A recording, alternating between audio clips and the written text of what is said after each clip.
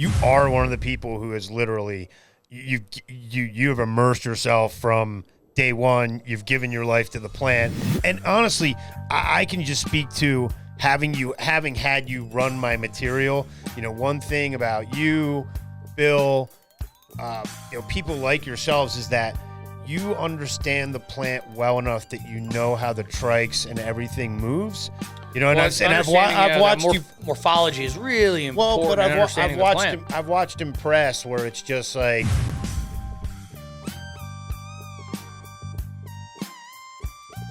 Welcome to another episode of the Jug Dealers Podcast, brought to you by 5-8. We are here today with my good buddy Nick T, and as always, Jaron. Hello. Good to be here. Good to be here. Thanks for coming in, Nick. So special guests for us. So yeah, thanks for coming in. Oh yeah. So in the interest of us trying to bring you guys cool guests and interesting topics, and honestly, the way we think you know us, we are always in the pursuit of oils because we always say we're oil farmers. So we figured we'd bring in one of the premier oil farmers, Mr. And Nick obviously, we did have Bill in here and kind of got to see that. Yep. We got to see the BHO side. So we kind of had a little bit of a plan. Yeah, so we like to a couple different perspectives. I personally am very equal opportunity when it comes to cannabis, meaning right. I'll pretty much consume anything that's cannabis. But there's no doubt that I love hearing the story. I love seeing where things came from. I like seeing the brainchild behind it, the process.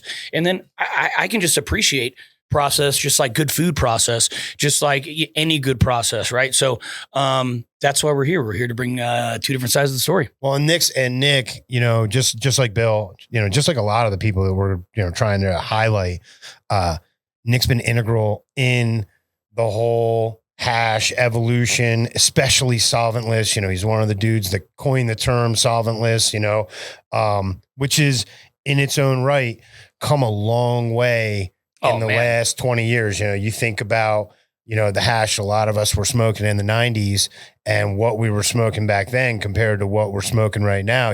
It was brown. Today's stuff's white, among many, many other things. But let's get this episode rocking and rolling. So without further ado, we have Nick T, DJ Nick T. Let's start at the beginning. Why don't you tell us a little bit about, I know you grew up in the Bay Area, right? Why don't you tell us a little bit where you grew up? How you grew up? Yeah, a little bit about yourself. Why don't you introduce yourself for the people that don't know you? And obviously you are, very well known in the community, and have been here specifically, in Colorado from the very beginning of legalization. But obviously, like the rest of us, that's by no means where our career started. Just maybe where we started being a little bit more visible. But why don't you introduce yourself to our listeners and give us a little bit about your story? Right on. Thank you guys so much for having me. My name is Nick Tannum, also known as Nick T. And yes, I did grow up in the Bay Area where cannabis was very accepted. From the Bay to Humboldt was kind of my trotting grounds. And in my family, cannabis was very accepted. I had I was going to ask that. Yeah. uncles that were in the trade well before me. Your parents smoke? They do. They did you grow up like parents smoking around you? I mean, I did, so I'm comfortable. Early on, no. I think that they did, but they hit it well. Yeah. Same here. I wasn't around until much later, but yeah, same. And I know that they did, and when they were my age, in the past. Sure. I'm not going to speak on my father right now. He's got a government position, but my mom still puffs. And when I pull up, she's always like, "Hey, what's the edible you got? What's the cart? You got one of those new carts?" So nice. It's a blessed relationship because not everyone has this relationship with their family where very it's true. accepted. Well, especially in the 80s, 90s, it was still. I feel like it's allowed me to really push forward is having that family support. That foundation huge. Now my family didn't have money, so I didn't have financial support from them starting my business. Whereas I saw a lot of my friends with family money. Coming in. Yeah. Well, especially if you were in the Bay. I mean, my goodness, and money around. Yeah, we didn't have money like that, and I didn't have any investors, so it was all just bootstrapping, grassroots style. Excellent. So how did you make your way out here to Colorado? I mean, so started in the Bay. Where'd you go from there? Yeah. Originally I came out to Colorado in late 90s, early 2000s to check out the campus in Boulder. So I ended up going to CU Boulder for 7 years or so. A couple victory laps in there, huh? I was selling weed throughout all you had to college. keep a good thing going, right? It's like, fuck it, I'm going to fail TV classes and keep this rolling. Yeah, and I took some breaks. I definitely took some breaks. And sure. Yeah. No, sounds like an amazing 7 years. Sounds like an amazing great. 7 years. Yeah, I had a great time at CU Boulder. So, I mean, how old were you when you started smoking? I was about 13 years old. Oh, wow. You were young. Okay. Yeah, it's definitely younger than I was. And then we're like, but not extremely young. Not for some of these people that came up, especially if you talk about some of these communities, like a Humboldt community or something. If you were growing up in the Bay Bay Area like that, I mean, you're probably a lot of kids who had aunts and uncles who smoked or had weed. And you'd always, I mean, I don't know about you, but with me, it was always, dipping into my parents' bag. It was definitely around. The first time I did smoke, though, was with a German foreign exchange student. So it wasn't like a local that brought some weed. Okay. Yeah. A German foreign exchange student. That's interesting because Germany's also going legal right now. Whoa. So that kind of goes into my first question. Like, what, like, was that good bud? Was that Mexican bud? Do you remember what it was? So I don't recall the actual, flavor or anything of that nature, other than the fact that first he handed me a cigarette. We were sitting on some water or on like a raft or something of that nature. Hands me a cigarette and I hit it and I throw it into the water. It didn't taste good to me. Yeah. Understood. I was disgusted by it, and he got really upset with me. Well, yeah, 13, you're like, the cigarettes are hard to come by. Yeah, exactly. He's like, I brought these all the way from Germany. I can't buy these in the United States. And he pulls out from his cigarette pack something else, and it didn't look like quite a cigarette. He's like, don't throw this one in the water. And lights that thing up. It costs a lot more. It's harder to get. He lights that thing up, and for all I know, it could have actually been hash. Yep. It could have been hash. Well, especially being a German. Yeah. Almost undoubtedly. I don't actually recall that specific, to be honest. But what I do recall is when he lit it up, it smelled way different. And I was like, oh, that smells a lot more pleasant.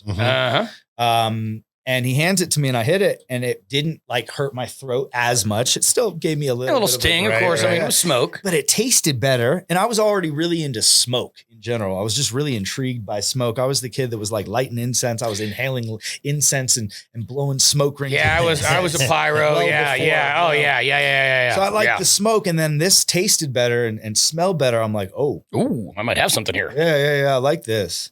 And yeah, from that day forward. So that'd be interesting, because I actually think, and this is curious, because Bill's first real experience was with an extract as well, and I'm actually completely convinced that if it was a German foreign exchange student back then, it probably had a little. It was hash. It was, he probably rolled out a little bit, just like the Euros do, and I mean, I'm not a betting man, but I'd almost bet on that, which would be really interesting, considering like. Then unknowingly, all of a sudden, that path is set, right? Possibly. So potentially.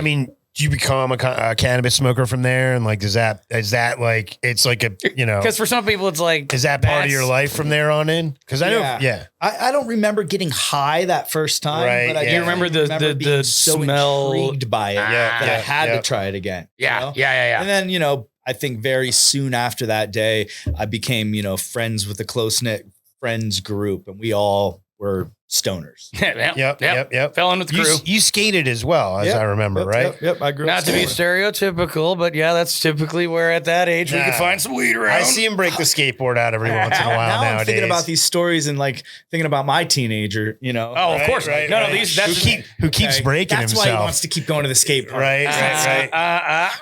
Well, we got a building hash on him. We got a building full of skateboarders and ramps and stuff. So, but it was funny because when I was putting together the episode, I didn't think about that part of it. And like I said to Nick out in the hall, I was like, well, a lot of it just comes together organically. But here we start talking about it, and like, skating and kind of smoking cannabis, they both go hand in hand because they're kind of outlaw. Well, and we've talked about that extreme sports, whether it's motorbikes, whether it's skateboards, whether it's surfers, and you even think about like the old surfer stories and then bringing around a lot of the genetics, because they were obviously doing competitions around the world. They had a bunch of gear. it's a fucking, Well, in Bay Area, it's a Bay Area, surfboard. man. It's a surfboard. You can stuff a few seeds in a lot of different places when you're traveling the world as a professional surfer. You say that, I've been putting my controller, my DJ controller, right. and they look at other things more closely. They never look at that. They're just anything like, boom, inside of it just runs through. Yeah. Wow, little tippity tip. That's something I just thought about. Well, this is all about spontaneous thought here on the Jug Dealers podcast. So you're experiencing cannabis in Central California in the kind of mid 90s. I mean, what's that like for you, bro? Less central, more so Northern California. Northern Cal, yeah, I guess so.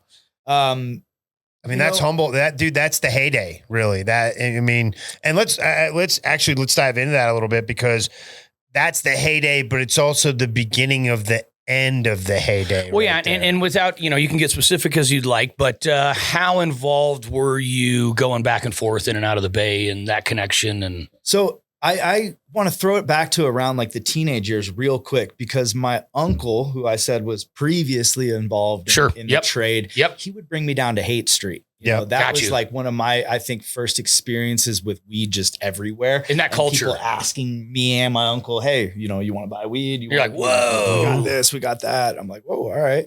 I didn't know this existed. But yeah, uncle would bring me down there to Haight Street quite often. So I grew up like being that's awesome in that hippie culture. Yeah, with that culture. And really what he called it back then was the beatnik culture is kind of what started. The beats, yeah. What started on that was the pre-hippie. Yeah, absolutely. Excuse me. So that's where I think a lot of the culture really was ingrained in me. And then eventually I had another uncle up in Mendocino. Close family friend. Yeah. That I would go and see in Mendocino, and forever I've called him my uncle on a lot of these podcasts and such. And I'd say by the age of 16, 17, I was going up north quite often. Right. All right. So obviously 16, 17, you got that, which, those beautiful high school years, that high school connection. If you had the plug, you did well. I remember getting bud from that part of the country on Grateful Dead tour in the early 90s.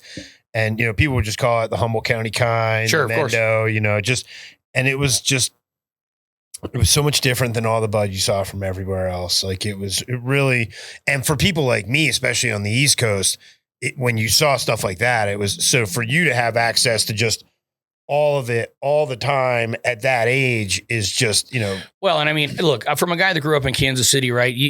Places like these were mythical places. You know what I mean? It's like you grew up knowing about it, knowing it was it's out funny there, you say that. It's funny you say that because that's exactly what it was. Like you grew up in a place that we all were like, that's why we want to. Is that even real? Is that real?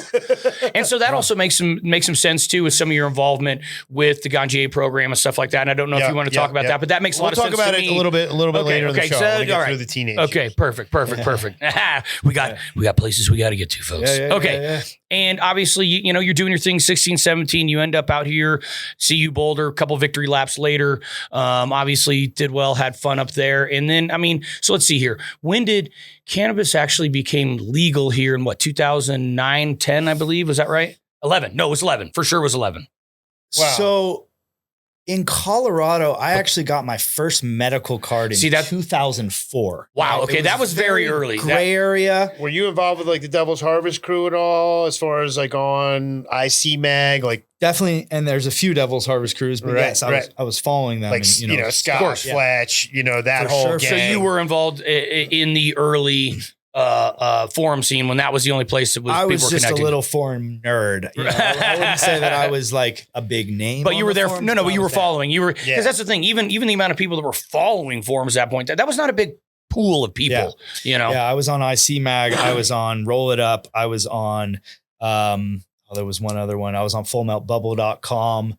So you got a medical card in 2004. That's a full 5 years before I got my medical card. So obviously here in Colorado, we did have that medical that set with nothing happening for a long time until I think 2008 when the referendum came out and that kind of changed things. Were you cultivating in Boulder? Were you kind of what was when I first got my medical card, we would go to me and my buddy DJ Synergy, one of my best friends still. I miss him. I haven't seen him in a while, but we would go together from Boulder to Denver to this abandoned church, literally. And it was owned by or ran by Thomas and Clarissa. And I believe Clarissa is still in the industry. Okay. All right. Not people I'm familiar with, but yeah, interesting. Yeah. Sorry, Larissa. Larissa. I believe it was Thomas and Larissa. You know, it was such a long time. I think I know. It's been a minute ago. But yeah, I believe Larissa is still in the industry. I don't believe Thomas is around. That happens, unfortunately. Gotcha. Yeah. That was my first caregiver, if you will. Way back in the day, we would go into the church, we would listen to some spiel, they would give some education, then we go into like the back. No way. Cues were or whatever. And they would distribute. Interesting. But you had to go through, you had to have the talk a little bit or whatever. They had to listen to a little spiel and then you go into the back and you'd get your bada bing, bada boom. So first off, let me backtrack a little bit. What was because we've talked about what your first experience growing was.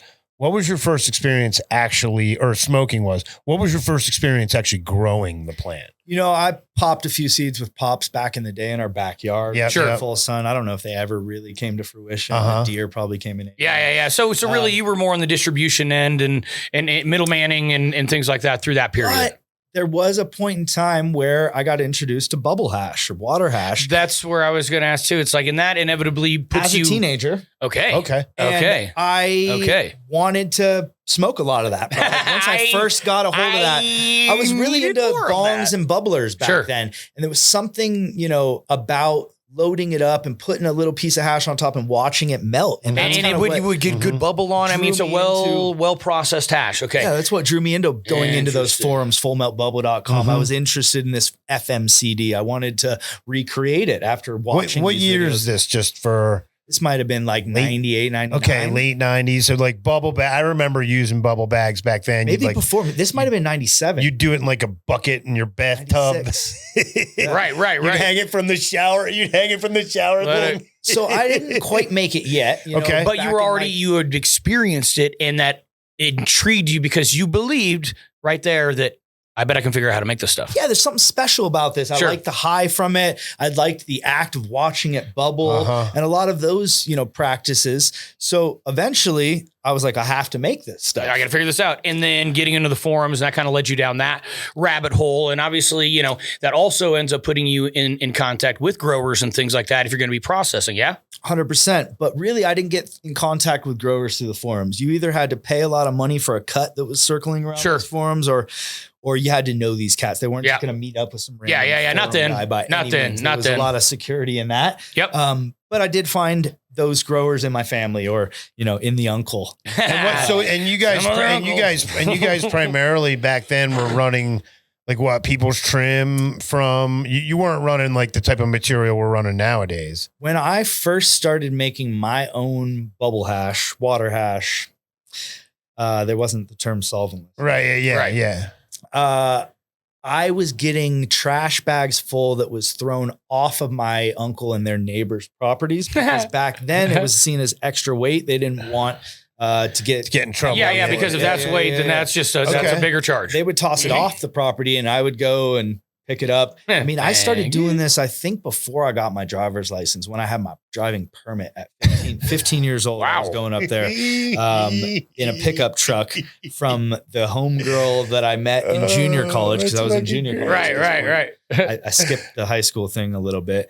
But yeah, I was taking her pickup truck up the hill. Oh, dude, that's awesome. That's a bit of a drive from the Bay. I mean, probably kill me if they actually listen to this one. Sometimes I don't get this deep into it. That's what we want, though. That's the best part. I want people to dig deep. Gotcha. Yeah. No, that's yeah. I'd take Kathy's pickup truck up the hill and I'd load it up with the stuff that was on the side of the road. And this was moldy trim, and it was really like I would smell the bags, and some of the bags would still smell like sour diesel. Right, sure. And they still smell like sour diesel. I was winning, even if there was mold in there. Sometimes the mold attributed a little bit more of that funky. The shit was musty and funky. Hey, bro. Now that I think about it, you're still here. Yeah. You're still here. Yeah. Obviously, we've all smoked a little fungus in our time. What would you do? Would you do that process? With the bags, you do it in the water. I guess we used ice back then, as I remember. Yep, I used ice. Similar to the process. Probably didn't use as much ice. No, we used water, but we didn't use, because you got to figure water. Like Mila was putting out that tech and whatnot at that time as far as water extraction and whatnot, right?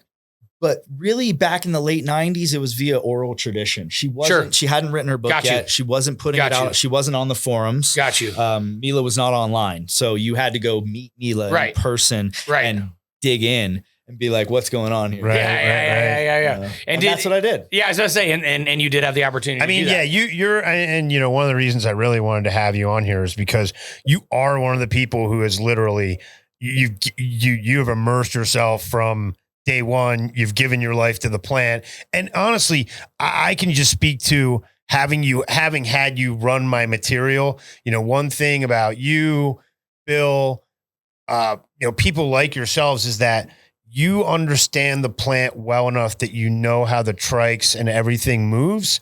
You know, I've watched you. Morphology is really important. Well, but I've watched him press where it's just like, yeah, this one's like 163, and you're gonna, and like, again, like there's a lot of people who just, you've worked with so much different material, but you know, as you're telling the story, it shows because, hey, you've been literally had this plant, and there's a reason you're with the Ganjier program, all that stuff, because you've been immersed in it since for 30 plus years, you know, right? It's all making sense. It's all making sense. So obviously, you know, a lot to the plant. Yeah, there you go. I've said this many times, like this plant's taken me around the world, and that's something that I feel incredibly blessed to say. Well, we'll get to how far it's taken Nick here in a little bit. So we're right there. We're late 90s. We're early 2000s. You got your card 2004, which again is very early. Hold on. Do you buy a set of bags, right?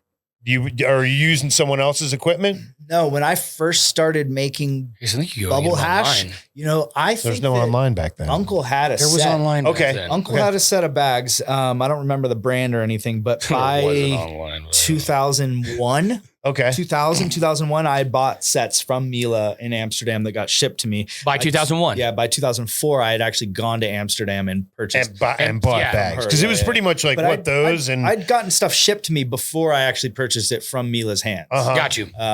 I for sure remember getting bags from Fresh Headies. So like, I was going to say, had me Fresh Headies. So it was Canada. I got Canada, baby. That's where we all got them. Yeah, well, Marcus Carey. BC Bubble. Yeah. He had them too. Yeah, eventually Fresh Headies was actually the Oakland distribution for Mark. Correct. Correct. Yeah.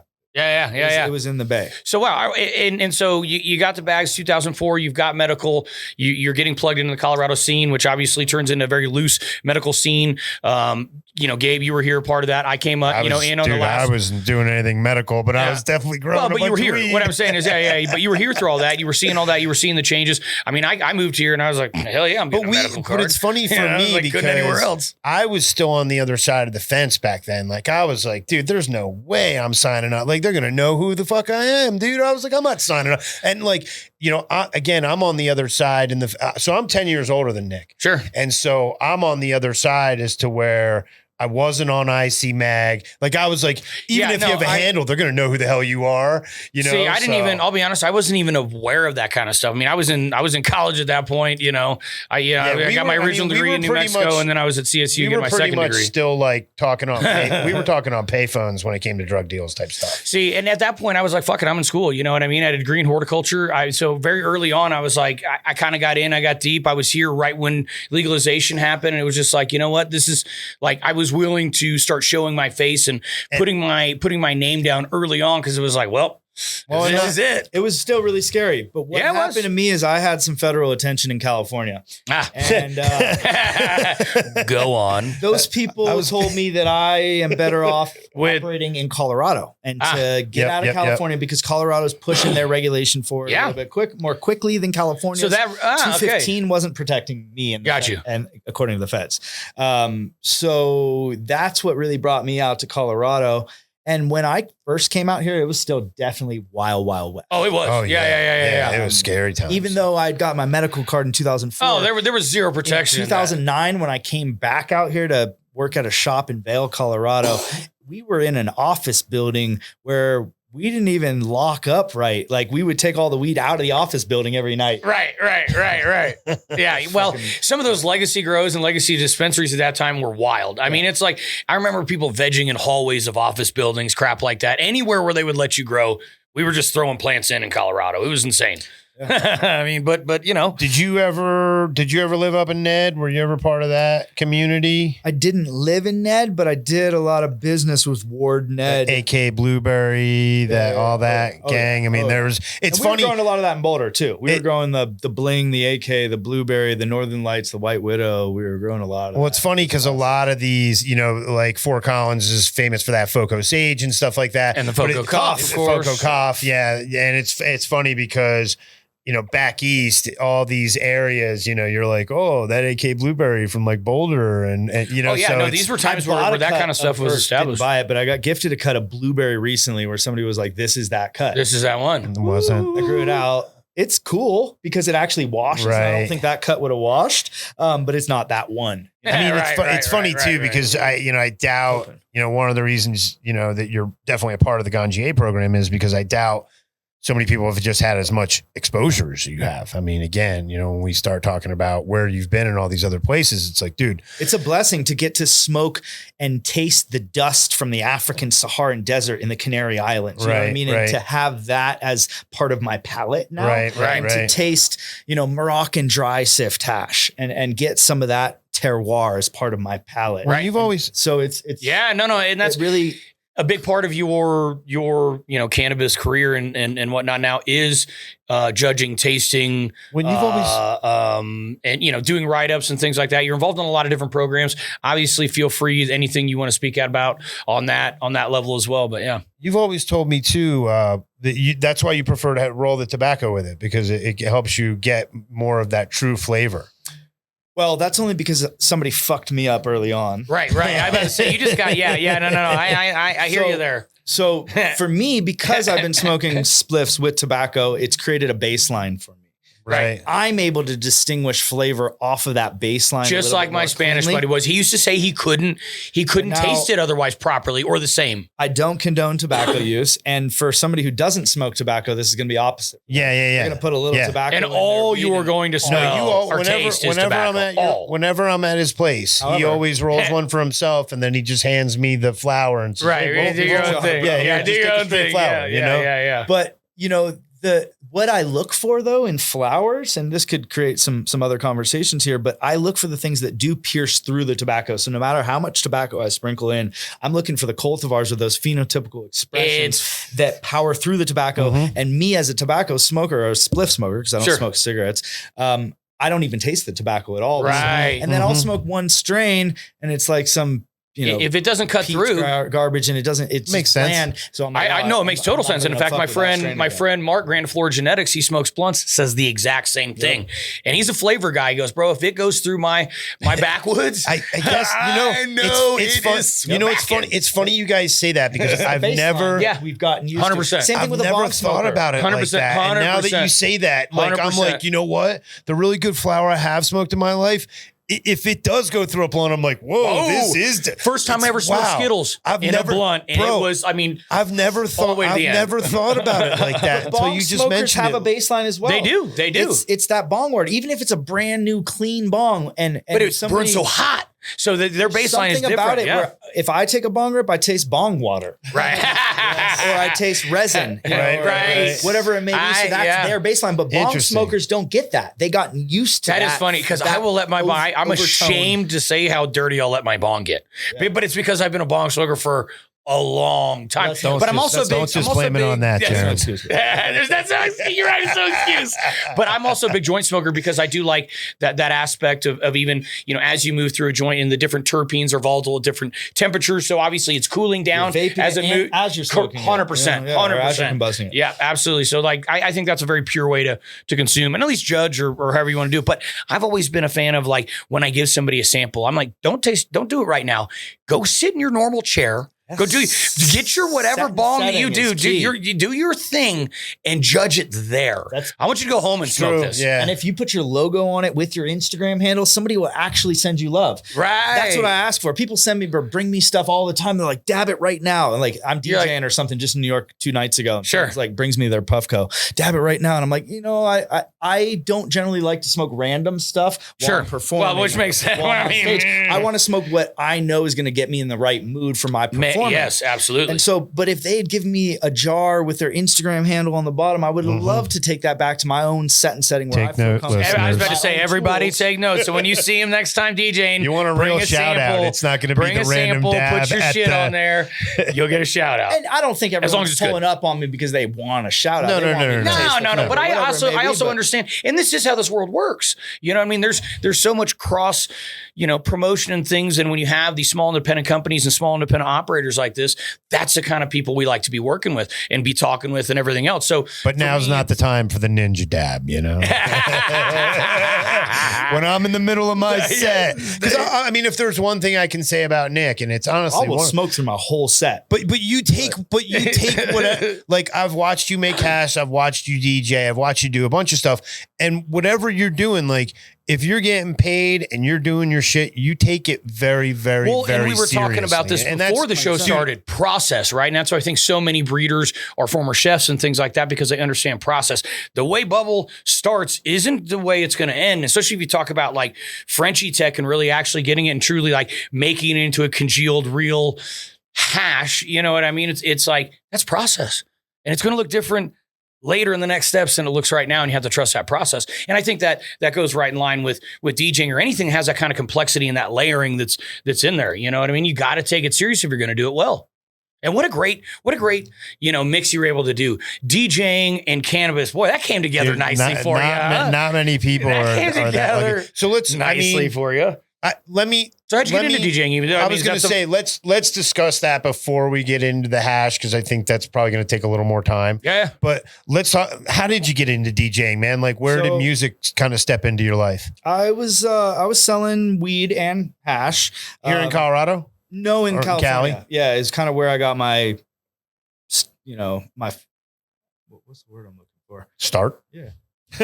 Your genesis. Your genesis. Were you like? Because I know I was making hash. That music scene at the time in San Francisco was like pretty amazing. Everything Definitely. And at the time was before pretty amazing. I was even of age to really experience that music scene, I was distributing through the friend circle and through. We making like mixtapes and customers. Stuff. So this is before that. This is just me selling weed. Yep. I was selling weed to my friends, and then eventually I started selling weed in the clubs. Gotcha. Okay. Yep. So I started selling weed in the alleyway or the hallway of Club 6, which was one of the famous clubs for us in our generation in the Mission District of San Francisco. I know the Mission District. So you get a fire burrito, go get your bag of weed. Club 6 had like, all different genres of music cracking, in the, I'd say still right now. But it was even more so in 2005 to 2015. Okay. It was really, really a good scene in the Bay Area, specifically for reggae, hip hop, house music. And I was doing a lot of distribution in the clubs there. And eventually I started working for a company called True School.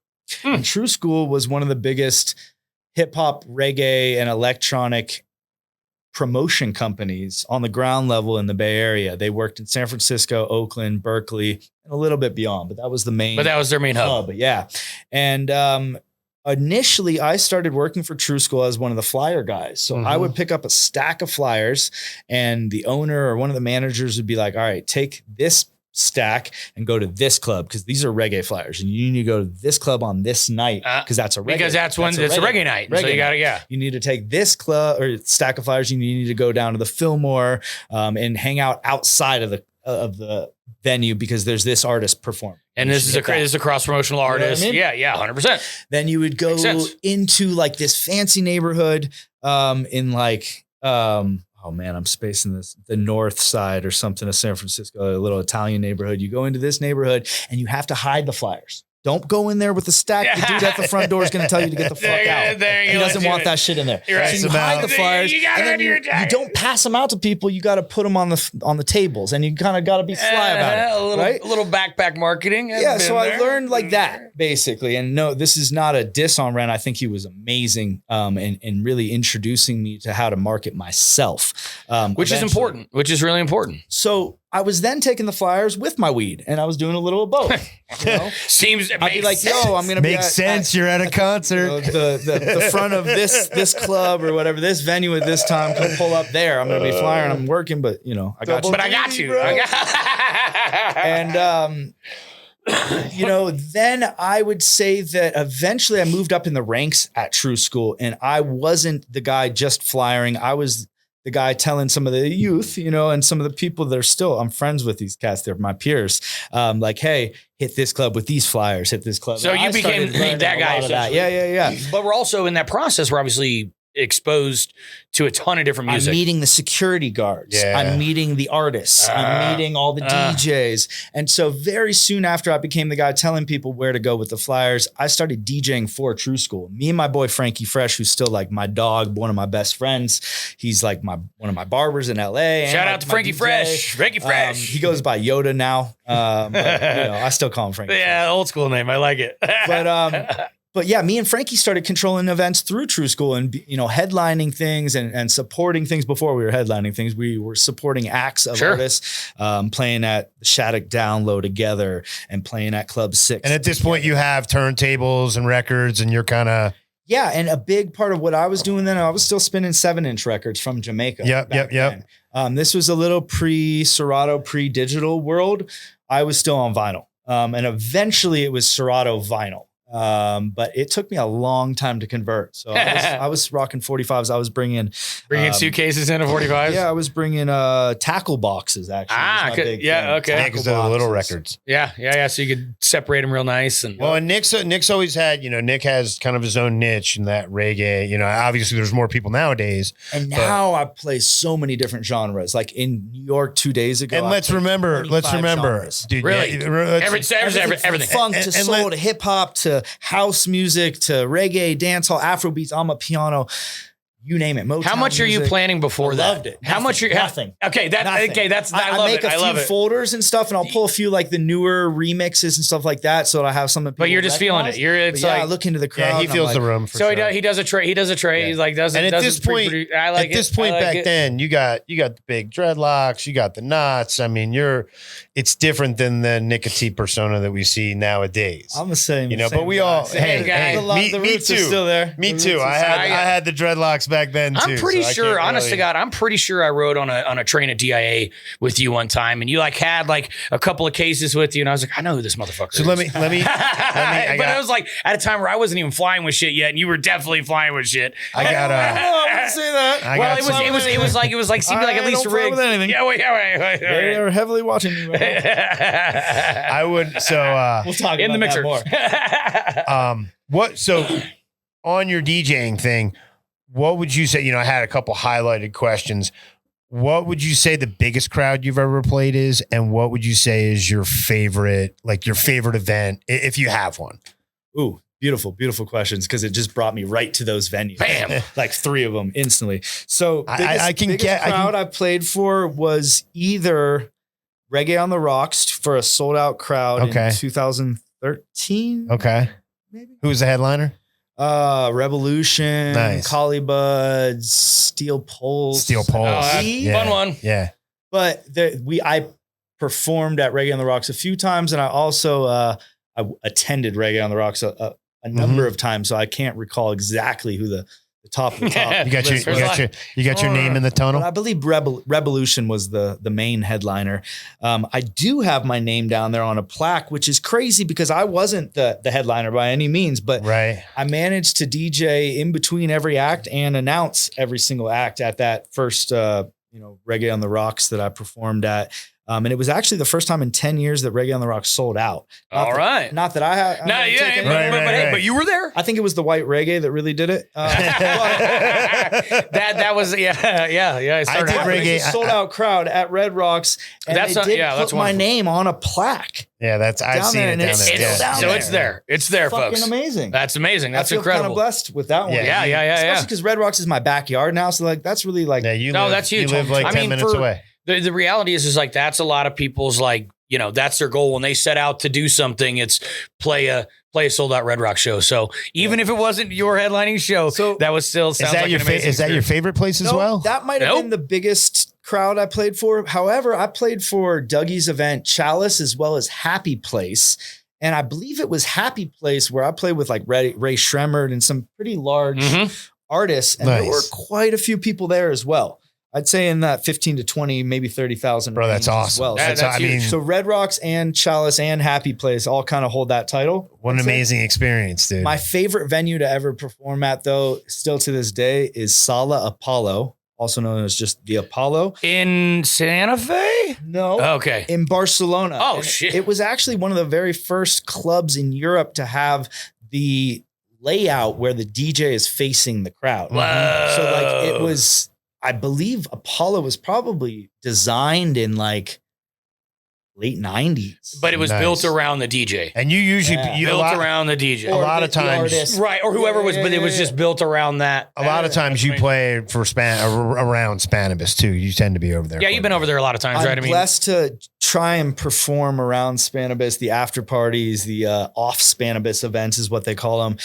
But one of the reasons for Sala Apollo, or Apollo being one of my favorite venues, is like you've got choreographed dancers on stage while you're performing. Oh, that's cool. You've got cats in the crowd shooting off the air horns. You've got cats with the, shooting flames and stuff. It's very authentic. Gotta love Barcelona, Jamaican right? culture. European discotheque. Jamaican. So they really work that edge of it, that end of it, and really keep pure to that. That's amazing. Yeah, and it's just it's a blessing that I've gotten to perform with the family over there. So enough love and respect to the to the La Colada family, Ruteo. My words are a little all over the place.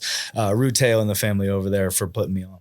Well, we've been talking about a lot of different stuff, obviously, but I also obviously and again, I do think what a great opportunity you've had in such a segue. And it was one of those things where Gabe and I, when we were talking about getting this show going and kind of the culture and lifestyle end of it, and I can make an argument for essentially cannabis to be inserted into any culture, right? But a lot of the historic ones are music, alternative sports, things like that. So it's just what a marriage made in heaven. Nick's been fortunate. What a marriage made in heaven. Together. What a marriage made in heaven. And nowadays, I feel like you really have to have your hands in a few different, piles, if you will, to survive. So well, you do, and you made a great point about building your own brand and how important that really is. Market myself. First as a DJ, and then eventually marketing myself as a hash maker and a hash brand. Yeah, let's take it back. And consultants let's dive and all back into you the do hash a lot part. of different stuff. I mean, you do anything from judging events to consulting on I think we're selling tickets right now. Anyway, you've got your fingers in a lot of different places. So yeah, why don't you get into that a little bit and kind of where you like to spend your time? Go ahead, Dave. Yeah, just to back it up, to that topic of DJing or music with cannabis, reggae and cannabis have always kind of really, really gone hand in hand. And I was the guy that was, merging them literally in the alleyway of Club 6 and selling weed to my reggae fan. Right. It was like, wow, again, marriage made in heaven. Yeah. And it just worked. And so I learned to market myself as a DJ first and foremost. And thanks to people like True School, Ren of True School really put me on. And because I was scared of the online culture in reality before this, I didn't utilize MySpace as much as I should have. I didn't utilize Facebook. Sure. And people like Ren taught me to utilize these platforms, as well as people like my buddy DC. DC was a big influence on me. Now I'm seeing him headline some shows right now as a DJ, which is cool because back in the day he was our big promoter for the reggae community in the Bay Area, and he taught me a lot. So really, what I did back in the day is I followed what DC was doing on MySpace and on Facebook. If he was following somebody, I went and followed that person. Yep, gonna grab. 100%. I just copied him. A lot of us evolved. Yeah, 100%. I saw from before doing the digital stuff and just with the flyers, I'd fill about 20-30% of the club. Once we started hitting that digital market, and I was like, "Whoa, this is free! I don't have to pay for this, and I don't." And you realize the power of sold out shows as small artists. Me and Frankie Fresh were not big time artists, but we were putting in that footwork, and we had packed shows every single time. I mean, that's again, to really understand that power and understand that power early on, because that's the other thing. I didn't do anything social media literally until Instagram. And it was even too late on Instagram to the point where as cannabis people, we were getting knocked down and saying it was like, sorry, you're going to hit the ceiling that we're not going to lie and pass. So we learned to market ourselves as DJs and as event producers, because eventually So you already had your handle. That was easy. The DJ. We weren't only the DJs, we were throwing the events. So True School wasn't only the promoters, but we were the producers as well. And then me and Frankie were like the people on the ground. So we were throwing our own events. We were DJing at these events and really learning to utilize the digital marketing platforms to our advantage to sell out these shows. That is when I got my name, Nicka T. Thanks to my brother, Rocker T, for really influencing me in that realm, and the whole Jaw Warrior Shelter family. That was a sound system. And I say sound system just to barely touch on it. Sound system culture stemmed in Jamaica initially and kind of went to the UK, eventually came to America. And you would have not only a DJ and his MC or the crew, they would actually have the sound system, the stacks of speakers, the amps, and they would pull up at a sound clash and compete. And so there was this sound system culture happening. Kind of like the freestyle wars and all that stuff going on back then, where it'd just be DJs versus DJs. Yeah. And you would get dub plates to compete. So you get an artist to make you a custom, and that custom would talk about killing a sound.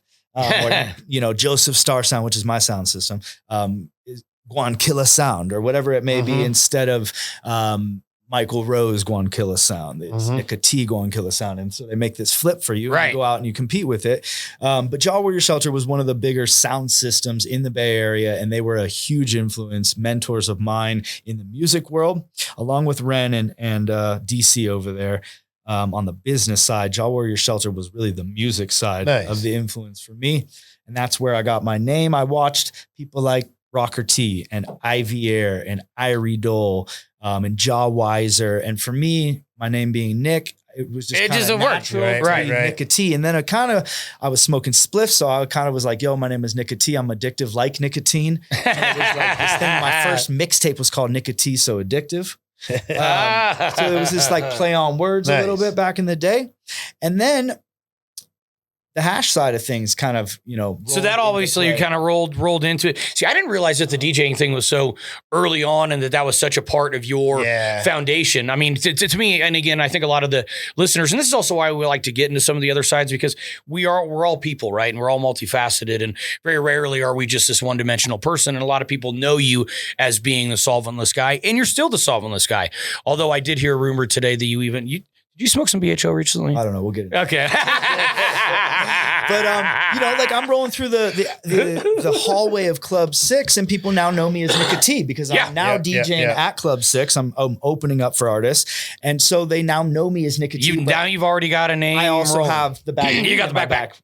You know what I mean? So they're like, they go hand in hand. Let me get, you got that OG on you, and bro? You got the fire. One was funny too, because it's very easy. It's and see, again, I never knew you or was initially introduced to you as DJ Nicka T. At that point in time, it was out of the cannabis world, and it was just Nicka T. Beautiful. Yeah. So you just dropped off. For a long time, it was DJ Nicka T, and eventually I dropped the DJ off, and I've tried to, like, anybody who's billing me, don't bill, even if I'm DJing, don't bill me as DJ Nicka T. I'm so much more than that. Right.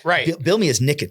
You know what I mean? And I'm like trying to have a little bit more of a presence like that, because I'm not just a DJ on stage. I'm working with a lot of my friends who produce the music, and I'm making live remixes on stage, and I'm more of a host, and I'm talking to the people. I'm hyping up the crowd. I might have also just judged that cup. So I'm talking on the mic about the things that I'm smoking for that event. And so it's very much in the moment, and it's very much something that, as again, you're hosting a party, you're not playing a show essentially, because there's a lot of people that have it all worked out. You know what I mean? Some shows they don't want me to DJ at all, and they just want me to be the event host. He's definitely, I've definitely got to be multifaceted. I've definitely been to events where Nick played more of an MC role.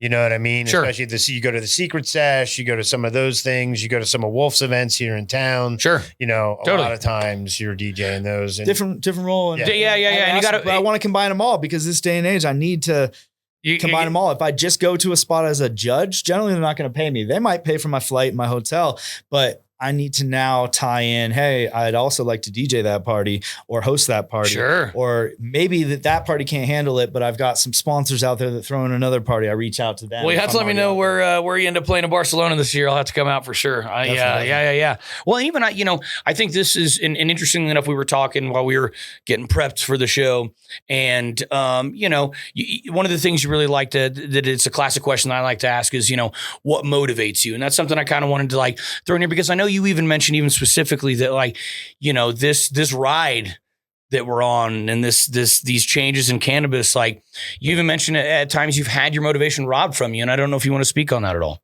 Yeah, I can touch on that for sure. This industry has definitely had its ups and downs. It has not been easy. It is not easy right now. It ain't easy. I'd say about 5-6 years ago, well, I'll throw it back a little bit further. 8 years ago or so, 7-8 years ago, I started seeing big money come into the industry. And I'm a small grassroots guy with no family money and no investors. I've reinvested everything into my brand since day one. And I saw changes happening. And I'm like, this is going to be hard for me to survive. So we're talking, and essentially we're talking 2014, 15, but that 2013 is when I started having this. And it's funny because as you say it, and these kind of conversations kind of come together organically, consequently, that coincides with legalization in Colorado. Yeah, and legalization really came in 2015. Yeah, but the bill was there. We were pretty much getting. We were talking about it. Yeah, it was on the ballot. So as that started getting talked about, recreational use in Colorado and people being able to come in from Texas and purchase at a dispensary, bigger talk started, and people started feeling more free and able to invest in cannabis. Yeah, we felt a little bit of power behind it. We felt like we had a leg to stand on where there was no leg to stand on before. Yeah, protection. Yes, yes. At least a little bit, right? Yeah, enough where you could put. That's the reason I came to Colorado. I had federal attention in California. They were like, hey, you can't do that here. You're going to see more protection in Colorado. Sure. It's the reason a lot of us came here. So you, well, it's funny you say that, right? And I always make the joke, I live here in Colorado and I'm always like, so where are you from? Knowing that like 99% of the people, especially in the community that we're in, are transplants. I mean, I grew up in the Midwest. I came to a friendlier place for cannabis. It was like people came out here with this false notion too. Oh, that happened a lot. People moving out here and I'd say moving here in 2015, being like, "Oh, it's legal. I'm going to blow up my house." They thought it was just there were no rules. Put 100 lights up. And I'm no offense to Barco, but that story on 9 News. You know what I mean? And I had friends hitting me up, being like, "Bro, I'm in. I just moved out here. You've got genetics for me and stuff." I'm like, "Wait, why? Wait, what? You need how many clones? Wait, how many lights? Bro, don't talk to me about that shit over the phone. I don't want to be. People watch me. Right. But I'm doing this shit legally. I got 6 plants or 12 plants or whatever. So you got some early attention forcing you in some ways into seeking that protection when it was available. Once it became available, it was like, well, fuck. I got in trouble. I did go big back in the day. And once there was an option for protection and to sleep at night, I had a kid at this point. So you already had a kid at that point. Well, and that's why I got my first medical card. My mom was like, wait a minute, you live in Colorado, and I was going to school, at CSU, and she's like, and I had, again, part of the reason I left the Midwest, it was like, I just kept getting tickets and getting locked up for weed, not even big amounts or anything. Get out of jail card. Exactly. I remember. Exactly. I remember. And I took that. I took that get out of jail free card. I remember going 2004. Even if it wasn't legal, it was still like, hey, this is an excuse. I can talk to the cop. I might know more than the cop. And he knows. Right. Especially because it was so fresh. Those laws are so fresh. 100%. I remember going to my parents in 2010 and being like, hey, look, I got to cross over to the medical side because I've been doing this since 1996 and I've never. And the road eventually runs to the end. And if I don't cross over, the road is going to end. The road's going to end. It hasn't happened yet. Like I always say to folks, you can only roll the dice so many times before they come up snake eyes. So we're hearing 2023. So you're looking at roughly 2016. Yeah. You've been coming through the whole thing. You came up against a bit of a wall. What's happening in your life? Where are you at? Where's the motivation? Because again, when you come here from the beginning, you've been working so hard. You've been putting all that money into your brand.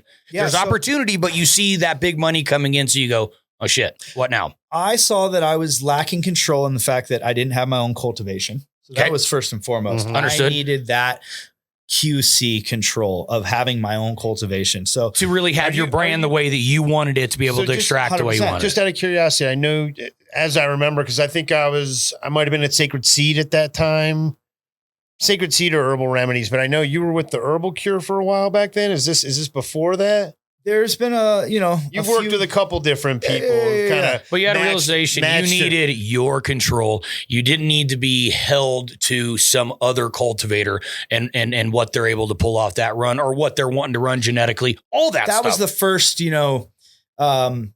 issue that we came across. Sure. And you're pretty hash centric at this point. Yeah, and your life revolves. Cultivars. I'm about to say, meaning that you're types there. Of You grows. We needed them to be flushing a certain way or be running living harvesting soil, a certain way. Even I mean, exactly. and at a certain time. Controls. Plus, around that time as well, they made some laws that made it very difficult for me to get our product that we were making in the lab to my employees that were making it in the lab. They made it very, very difficult. You couldn't just give them a sample. Here you go. Metric. And I was really trying to follow the laws to the T because previous to this, it was again, if you have that protection every day, exactly. Right? If you had the protection, you were trying to take it. Once I got my first badge, I was like, I'm gonna not do anything illegal. You got to play the game, right? Yeah. So, eventually, I wanted to get product to my employees that were making it so that they could sample it and. Well, you need to know what you're doing. Better products. Yeah. You know what I mean? So I was looking at it like this, like we need retail to be able to funnel these products in we could send them to like one of my retail partners. Right. And ask my retail partner, can you sell some of our product to them at a penny? Right. They were like, well, that's cutting into our margins now. So it just became this issue. And they would do that for us. We had amazing. But now you're having to ask somebody to do you a favor. Exactly. And so you're talking really about, you knew vertical integration is the only way to go. I got to have that control all the way. And it was even, I think, before that term came up. Oh, totally. No, that definitely was not a thing we yet. Need this control. It was happening, but it wasn't. There was no word for it. There was no laws either allowing it or disallowing it. Right. But yeah, so we needed that control. I needed the retail. So eventually I kind of reached out there to people and I had already been working with Brandon and Julia at the Herbal Cure for quite some time. Yep. They've been writing a lot of checks to me, dropping off product. And it ended up being a good fit for a little bit. Eventually they brought on some investors to fulfill some needs of theirs and of mine that I was contracted.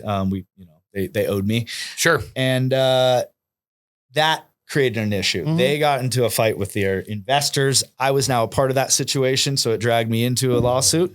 Eventually, I won that lawsuit. I'm not going to get too much into it. I did win in a global settlement. I took back 100% of my company, and my brand Essential Extracts, and I moved forward. But that was just one. So that was one of the things that's grabbing that motivation. Roadblock. Right. So roadblock number one. Yeah. And it definitely dropped my motivation quite a bit. Sure. I pivoted at that point in time to operations in California, and I started building out a pretty massive 10,000 square foot facility in the Bay Area, which provided me some more motivation. Sure. Eventually, those guys just didn't see the same vision, and that project after